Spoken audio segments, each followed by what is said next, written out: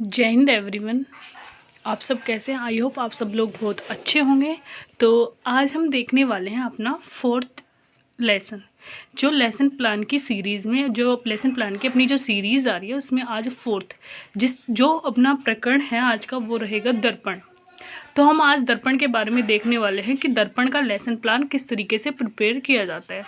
तो देखो, मैंने जब दर्पण का जो लेसन प्लान प्रिपेयर किया था तो ये है, स्टार्टिंग में अपन को क्या लिखना होता है, उद्देश्य के बारे में, कि इस जो प्रकरण लिया अपन ने, जो अपना दर्पण ये प्रकरण है, इससे अपन को क्या क्या, मतलब जब अपन को पढ़ेंगे तो अपन को कौन कौन से उद्देश्य की अपनी पूर्ति होगी, जिसमें ज्ञानात्मक, अवबोध, ज्ञानोपयोग, कौशलात्मक और अभिरुचि है।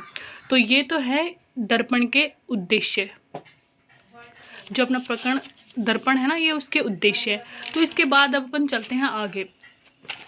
तो यहाँ अब आता है अपनी सहायक सामग्री के बारे में लिखना होता है। उसके बाद में अपन वही शिक्षण विधि लिखते हैं। देन अपना पूर्व ज्ञान आता है। फिर अपन प्रस्तावना कौशल पूछते हैं और उसके बाद में अपन उद्देश्य कथन बोलते हैं कि विद्यार्थियों, आज हम कक्ष में दर्पण के बारे में विस्तृत अध्ययन करेंगे।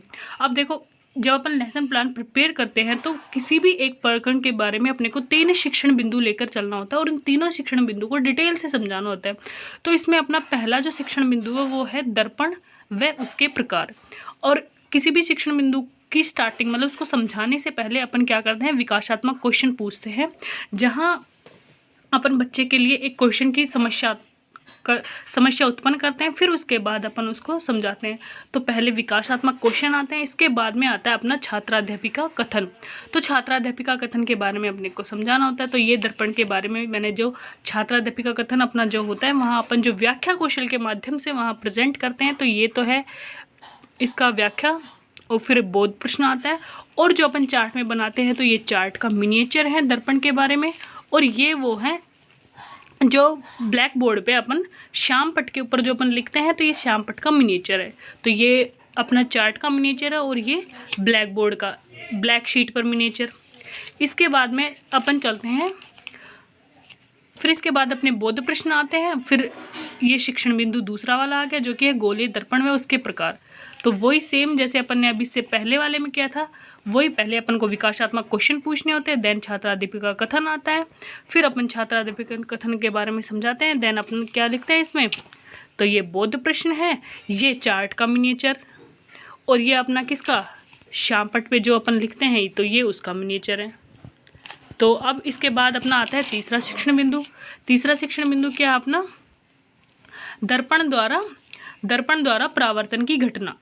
तो दर्पण द्वारा परावर्तन की घटना में क्या है, विकासात्मक प्रश्न, वही ये छात्राध्यापिका कथन है, और फिर अपन वही बोध प्रश्न पूछते हैं, और ये अपना चार्ट का मिनिएचर है, और ये है जो अपन श्याम पट पे लिखते हैं, ये उसका मिनिएचर है। फिर अपन को लास्ट में, जब अपन अपना लेसन प्लान ख़त्म करते हैं, तो लास्ट में अपने आते हैं मूल्यांकन प्रश्न पूछना होता है, जिसमें कि अपन एक क्वेश्चन अपने को MCQ वाला होना चाहिए, एक अपना मतलब ट्रू एंड फॉल्स का होना चाहिए, एक अपना फिल इन द ब्लैंक का होना चाहिए, और 2 अपन अति लघुतात्मक क्वेश्चन पूछते हैं। देन अपन लास्ट में क्या करते हैं, गृह कार्य देकर अपने जो लेसन प्लान था उसका समअप करते हैं। तो लेसन प्लान की ड्यूरेशन कितनी होती है, 30 से 35 मिनट। तो अपने को ये सब 30, मतलब कि अपने को ऐसा लेसन प्लान प्रिपेयर करना है जो कि अपना 30 मिनट में ख़त्म हो जाए। तो ये अपना आज दर्पण जो अपना प्रकरण था, ये उसका लेसन प्लान था। आई होप आप लोगों को अच्छे से समझ आया होगा। यदि आप लोगों को ये मेरे लेसन प्लान की, जो फिजिक्स लेसन प्लान की जो सीरीज़ है, यदि पसंद आ रही है तो आप अपने चैनल को ज़्यादा से ज़्यादा लाइक करें, शेयर करें एंड सब्सक्राइब करें। Thank you.